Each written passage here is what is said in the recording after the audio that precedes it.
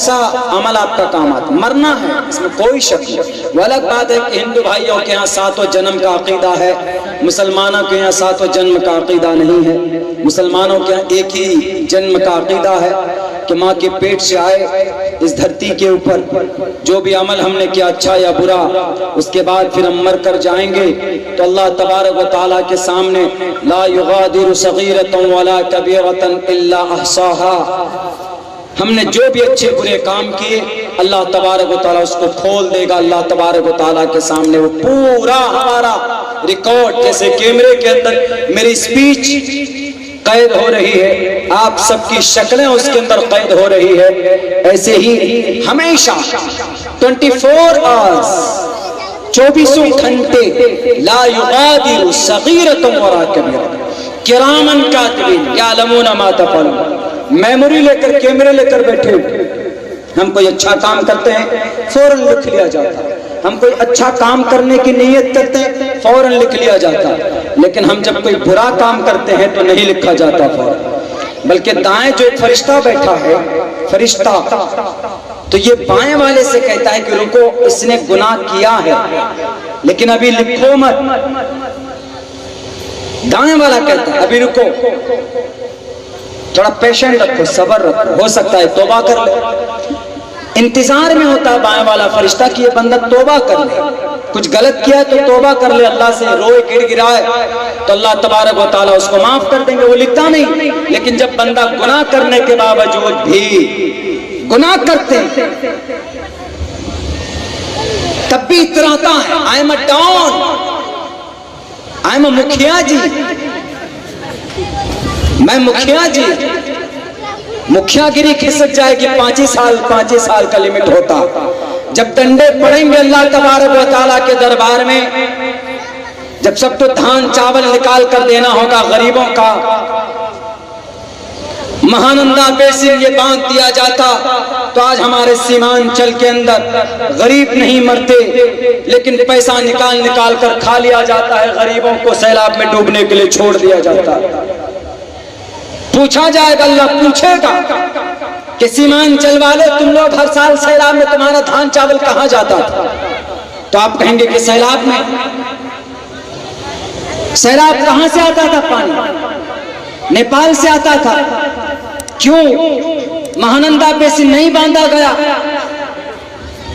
क्यों नहीं बांधा गया? इसलिए कि जो पैसा आता था लोग खा जाते थे, हड़प कर जाते थे। मेरे भाइयों, कोई नहीं बच सकता। एक सेकंड, एक लम्हा अल्लाह तबारक व तआला ने हम लोगों को छूट नहीं दी। Right now we are freedom, we are स्वतंत्र, हम लोग आजाद हैं, लेकिन अल्लाह तबारक व तआला ईश्वर के कंडीशन के मुताबिक हम अपनी जिंदगी गुजारेंगे। वहां पर हम आजाद नहीं, हम वहां पर बंधे हुए। साफ लफ्जों में ईश्वर ने कहा मरना पड़ेगा बाबू, जिंदा नहीं रहने वाले। ओम पूर्णमिदाकार मकार सकार, परमात्मा इस धरती को नष्ट करेगा। तो वो आदमी बोला कि मौलाना इसका अर्थ क्या है? हमने कहा सर इसका अर्थ है या अय्युहन्नासु इत्तक़ू रब्बकुम यौम यफ़िर्रुल मर्'उ मिन अख़ीहि व उम्मिहि व अबीहि व साहिबतिहि व बनी। मैदान महशर के अंदर इधर माँ होगी, इधर बाप होगा, उधर बेटा भी होगा। बाप को नेकी पड़ेगी, नेकी की जरूरत पड़ेगी, एक नेकी, तो जाएगा बेटे के पास, जाके बेटे से कहेगा कि बेटवा मैंने तुमको बड़ा पोस पाल के बड़ा किया, तुमको मैंने बड़े चॉकलेट्स दिए, तुमको मैंने हवेली बना के दिया, तुमको मैंने जॉब के अंदर कनेक्ट किया, पैसे तुम कमाए, मुझे ज्यादा नहीं सिर्फ एक नेकी चाहिए। बेटा बाप को करीब आते देखकर भाग जाएगा। बाप की मदद बेटा नहीं करेगा, शौहर बीवी की मदद नहीं करेगी, बीवी शौहर की भी मदद नहीं करेगी। यहाँ तक कि माँ के अंदर कितना ममता होता है, माँ के अंदर कितनी मोहब्बत होती, लेकिन माँ भी अपने परिवार को, अपने बेटे को, अपनी बेटी को छोड़ देंगे, करीब नहीं जाए। उठाइए सूरह अबस के ये आखिरी आयतें। अब यौम यफिरुल मर्उ मिन अखीही व उम्मिही व अबीही व साहिबतिही व बनीही लिकुल्लि इम्रिइन मिनहुम यौमइदिन शानुन युगनीही। हर आदमी नफ्सी नफ्सी के आलम में मुब्तला होगा हश्र के मैदान में, कोई किसी का पुरसान हाल नहीं होगा। हर आदमी के साथ वही होगा जो इस धरती के ऊपर मरने से पहले वो करके गया है। नमाज पढ़ के गए तो नमाज आपके साथ खड़ी हो जाए, पुण्य करके गए हैं तो पुण्य आपके साथ खड़ी हो जाए, ज़कात देकर गए तो ज़कात आपके साथ खड़ी हो जाए, रोजा रख करके गए तो रोजा आपके साथ खड़ी हो जाए। क्या हमारे हिंदू भाई, क्या नमाज का जिक्र नहीं है? नमाज का जिक्र है, कुरान करीम के अंदर है क़ीमुस्सलाह, नमाज कायम करो। हमारे हिंदू भाइयों के ग्रंथों के अंदर मैंने कई जगह जलसों में कहा, प्रथमादारका जीवादियोदियन मुजियते तृतीयानन कोडला कार्य चतुर्थदेव चंद्र का पंचम बिंदु संयुक्ता साष्टांग करो। कुरान करीम के अंदर रोजे के बारे में अतिमुस्सियाम कुतिबा अलैकुमुस्सियाम कमा कुतिबा अलल्लज़ीना मिन क़ब्लिकुम, रोजे रखो। पहले आशूरा का रोजा फर्ज था, बाद में 1.5 हिजरी में जब रोजा फर्ज हुआ महीने का तो ये रोजे की फर्जियत आ गई, आशूरा के रोजे की फर्जियत खत्म हो गई। हिंदू भाइयों के अंदर व्रत का कॉन्सेप्ट है। हम बताइए कहाँ जाते हैं? हज करने के लिए जाते हैं, pilgrimage to Mecca. There are 5 pillars of Islam. First of all to say to believe in one God in Arabic language, La ilaha illallah Muhammadur Rasulullah, and second you have to offer salah 5 times a day, 5 वक्त की नमाज पढ़ना। तीसरे number पर pilgrimage to मक्का, हज करने के लिए जाना, अतिम्मुल हज वल उम्रत लिल्लाह। चौथे नंबर पर ज़कात देना, ज़कात देना, टू पे ज़कात, ये फर्ज है। कुरान करीम के अंदर इसका जिक्र है आतुस ज़कात। उसके बाद फिर 5वें नंबर पर to keep fast in the month of holy Ramzan, Ramzan के महीने में पूरे महीने का रोजा रखना। कुरान करीम के अंदर है अतिमुस्सियाम इलल लैल कुतिबा अलैकुमुस्सियाम कमा कुतिबा अलल्लज़ीना मिन क़ब्लिकुम लअल्लकुम तत्तक़ून, ताकि तुम्हारे अंदर तक़वा पैदा हो जाए। ये 5 चीजें हमारे हिंदू भाइयों के अंदर पाई जाती। इस्लाम में पहला क्या था? ला इलाहा इल्लल्लाह। हिंदू भाइयों के भी अंदर भी है, साफ लफ्जों में एको देवः सर्वभूतेषु गूढ़ा एकम ब्रह्म द्वितीय नास्ते नेहना नास्ते किंचन। देव एक है, परमात्मा एक है, सैष एक द्वित एक एवनस्मयो विक्षिवीडिया। हमारा दूसरे नंबर पर क्या आता है? नमाज पढ़िए, नमाज अक़ीमुस्सलाह व आतुज़ ज़कात, नमाज पढ़िए। हिंदू भाइयों के अंदर भी प्रथमादारका जीवादियो दिदियन मुजियते तृतीयानन कोडलाकार चतुर्थदेव चंद्र का पंचम बिंदु संयुक्ता साष्टांग, नमाज का जिक्र है। तीसरे नंबर पर हम ज़कात दे देते हैं। हिंदू भाइयों के अंदर भी दान करने को ज़कात बोला जाता है। हम चौथे नंबर पर रोजा रखते हैं या हज करने जाते हैं। हिंदू भाई तीर्थ यात्रा में जाते हैं, तीर्थ यात्रा चाहे वो हरिद्वार की हो, चाहे वो गौरव कश्मीर के अंदर हो, चाहे वो गुजरात के अंदर हो, चाहे आप किसी पाक पवित्र स्थल पर मथुरा जाते हैं बहुत से लोग, कोई कहीं जाता है, कोई कहीं पे जाता। तीर्थ यात्रा मतलब हज करने वाला यात्रा। हमारे हिंदू भाई भी जब तीर्थ यात्रा में जाते हैं तो 2 ही कपड़े पहनते हैं लेकिन कलर पीला होता। मुसलमान जब हज में जाता है तो 2 ही कपड़े होते लेकिन रंग सफेद होता। मुसलमान जब हज में जाएगा तो चप्पल पहनेगा, हिंदू भाई भी जब तीर्थ यात्रा में जाते हैं तो चप्पल ही पहनते। मुसलमान जब हज करने जाते हैं तो बाल कटवाते, हलक करवाते हैं, सर मुंडवाते हैं। हज में हमारे हिंदू भाई भी तीर्थ यात्रा में जाते हैं तो सर को मुंडवाते हैं। What is different? कहीं ना कहीं आपका भी दिशा मेरे हिंदू भाइयों वही है, लेकिन आपके दिशाओं को चेंज करने की कोशिश की गई, आपके खुदाई कॉन्सेप्ट को बदलने की कोशिश की गई। इस्लाम के अंदर ऐसा नहीं हुआ। इस्लाम के अंदर हमेशा से इसका मुहाफिज रहा हमेशा से। मिटाने के लिए आए, कौन आया? फिरौन ने कोशिश की, नमरूद ने कोशिश की, बड़े बड़े खुर्रम खान, हिटलर ने कोशिश की, अंग्रेज ने कोशिश की, और क्रिश्चियन तो आज भी कोशिश कर रहे हैं पूरी जान लगाकर इस्लाम को, शरीयत को मिटाने के लिए। और इस देश के अंदर भी अलग अलग अध्यादेश ला रहे हैं। अध्यादेश का मतलब ऑर्डिनेंस, ऑर्डिनेंस का मतलब बिना किसी सवाल जवाब के कानून बना देना, बिना किसी अध्यादेश का मतलब। अभी एक तो बिल जो पास हुआ किसान के लिए, जो किसान सड़कों पे हैं, अन्नदाता किसान, वो अध्यादेश के जरिए से हुआ।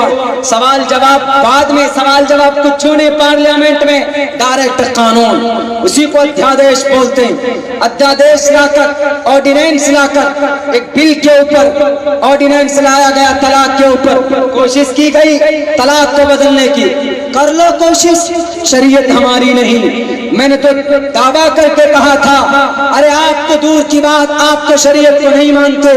मैं अब्दुल्ला शरीयत को मानता हूँ, मैं हाफिज कुरान हूँ, मेरे सीने में कुरान करीम के 30 पारे हैं, 3,22,000 अल्फाज मेरे सीने के अंदर। मैं 9 से 10 घंटे के अंदर कुरान करीम को पढ़कर सुना सकता हूँ। मैं 24 घंटे में 5 वक्त की नमाज पढ़ता। मैं रमजान के अंदर 30 दिन के रोजे रखता हूँ। मैं ज़कात देता हूँ, यहाँ तक कि अल्लाह ने इतनी वसअत दी है कि हम कम से कम 5 लाख का हर साल के अंदर टैक्स भी ITR फाइल करते हैं। लेकिन मैं अपनी शरीयत को जानता हूँ, पहचानता हूँ। आप कितना कोशिश कर लो, मैं कोशिश कर लो अब्दुल्ला सालिम कि नहीं नमाज के अंदर तब्दीली हो जाए। तमाम के तमाम शरीयत के, इस्लाम के मानने वाले, जानने वाले शरीयत के एक ज़बर को, कुरान करीम के एक नुक्ते को बदलना चाहें, कयामत की सुबह तक नहीं बदल सकते। जब शरीयत को पढ़ने वाले, शरीयत को समझाने वाले कुरान करीम को नहीं बदल सकते, तो कुर्सी पर बैठकर शराबियों, कबाबियों, आप हमारी शरीयत को बदलना तो दूर की बात, अगर आपके साथ पूछते, अगर हिटलर का दादा परदादा भी जमीन से, कब्र से उठकर आ जाएगा जर्मनी से, अगर उनसे भी बड़े बड़े तुर्रम खां आ जाएंगे इस धरती पर शरीयत को मिटाने के लिए, तो शरीयत नहीं बदल सकती, क्योंकि शरीयत अल्लाह तबारक व तआला की चीज, अल्लाह का कानून है। जब अल्लाह की शरीयत को बदलोगे तो अल्लाह तबारक व तआला ने खुद से शरीयत बनाई है। अल्लाह तबारक व तआला के, समझो कि तुम अल्लाह तबारक व तआला से पंगा ले रहे हो, और अल्लाह तबारक व तआला ऐसे निजाम को मुसल्लत करेगा। तुमने बहुत कहा था कि सब अलग अलग हो जाओ, सब अलग हैं, ये दलित हैं, ये महादलित हैं, CAA कानून लेकर आए। क्यों? ये टोपी दाढ़ी वाले हैं, इनको इस देश के अंदर रहने का अधिकार नहीं है। अल्लाह तबारक व तआला को ये बात नागवार गुजरी, कुर्सी पर बैठने वाले, करप्शन और घोटाला करने वाले समाज के लोगों, समाज को बांटने वाले नेताओं, अल्लाह ने ऐसी बीमारी आपकी धरती के ऊपर पैदा कर दी। अल्लाह ने ऐसी बीमारी पैदा कर दी कि तुमने एक आवाज लगाई थी कि सब अलग अलग, ये अलग, ये अलग। अल्लाह ने ऐसा कर दिया कि 6 महीने तक तुम्हें 6 फीट की दूरी बनाने पर मजबूर कर दिया, और कहने पर मजबूर कर दिया कि तुम अपनों को भी नहीं छू सकते। तुम खाओगे तो खाने के लिए भी तुम्हें हैंड सैनिटाइज करना पड़ेगा, तुम्हें मास्क और मुंह में चाबी लगाना पड़ेगा, तुम नहीं खा सकते। ये अल्लाह का निजाम है, अल्लाह का कुदरत है। जब वो बदला लेने पर आ जाए, जब वो अलग करने पर आ जाए, पूरी दुनिया को अलग कर सकता है वो रब्बुल जलाल। अल्लाह की ताकत ऐसी होती है, इसलिए अल्लाह की शरीयत के साथ खिलवाड़ करने की कोशिश मत करो। फिरौन ने कोशिश की थी, उसकी बीवी आसिया ने कहा था कि फिरौन तुम कोशिश कर लो, मैं शरीयत को अपने सीने में बसा चुके हो, मैं शरीयत को अपने सीने के अंदर बसा चुके हो, मैं शरीयत को कभी पामाल नहीं होने दूंगी। फिरौन कौन था? जल्लाद था।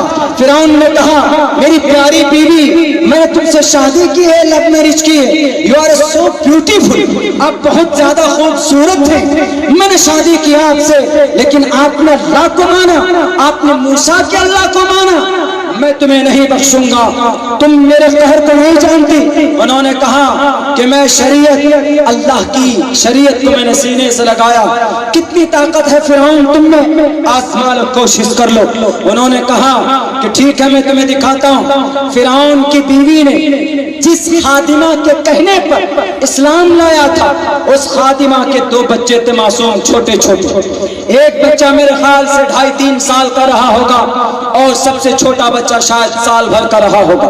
वो दूध पीता था वो बच्चा, पानी एक मौके से, बल्कि उस खादिमा को बुलाकर फिरौन ने कहा कि तुमने मेरी बीवी की दिमाग को कन्वर्ट किया, तुमने इसको कलिमा पढ़ाया, अब देख तेरा क्या करता। तू मेरी बात मानती, मुझे खुदा मानती है कि नहीं मानती? तू मुझे रावण मानती है कि नहीं मानती? जैसे रावण ने खुदाई दावा किया था मेरे हिंदू भाई, रावण का विनाश हुआ क्योंकि उसका रास्ता गलत था, वो राक्षस था। और किसका हुआ? हिरण्यकश्यप प्रहलाद, होली मनाते हैं, हिरण्यकश्यप प्रहलाद, नाम याद होगा, होलिका दहन। कौन था उनमें से? हिरण्यकश्यप पापी जालिम था। प्रहलाद बाप था उसका,